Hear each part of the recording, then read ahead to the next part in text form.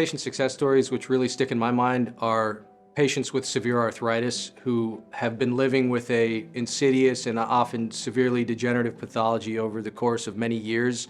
And in a very short period of time after a joint replacement surgery, you take them from a very impaired quality of life to a dramatically improved quality of life.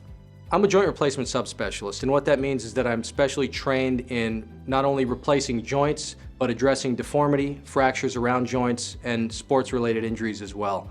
The goal of my practice is a holistic approach to patient care, exhausting obviously all non-operative means before we broach surgical management, but obviously offering state-of-the-art surgical care when necessary. For new patients who are meeting me the first time, I would want them to know that they're in the absolute best possible hands, and I reassure them of this at every point possible. What I love most about being a doctor is the gratification of helping patients every day.